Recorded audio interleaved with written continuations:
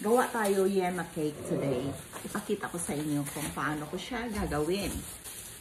So, meron na akong yema na nagawa. Ito. Hapon pa lang, ginawa ko na siya. Then, ilagay ko siya sa fridge. Then, kinabukasan ko siya gagamitin. Para mag-set siya talaga. Okay. So, yan ang first natin na ilagay para mag-stick yung cake natin. So, yung cake natin is chiffon cake. Vanilla flavor. Ganda nitong chiffon ko. Wala talagang ka-issue-issue. Flat na flat. Tapos, super soft pa yan. Kasi yema cake, lahat yema, pati fillings yema. Ooh! Sarap. Ito yung pinaka-paborito ng mga anak ko. Yema cake. Ayan. Mukha pa lang masarap na.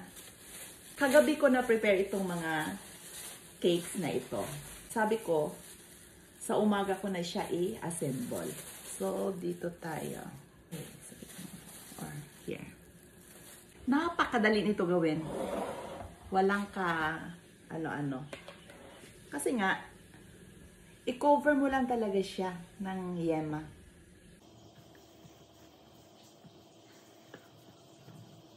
Sarap. Alam mo sikreto paano sumarap yung cakes nyo?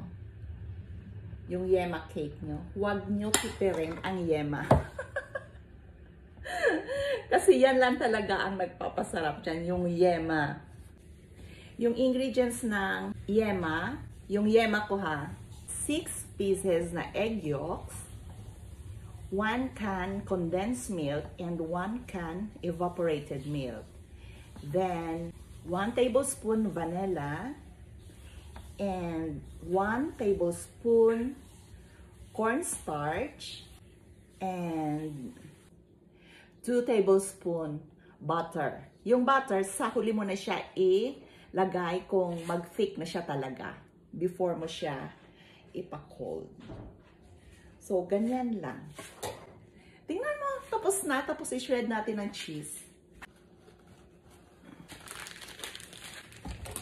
Hindi naman kailangan na fine sa taas or talagang perfect. Kasi i-cover naman natin ng cheese eh. Yan. Mas maraming cheese, mas masarap. Marami ng yema, marami pang cheese, masarap na masarap.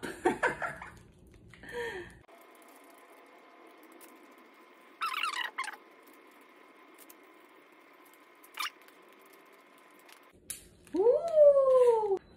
Nalalaway ako. Ayan na, masarap. So, ito na yung aking yema cake. Wow!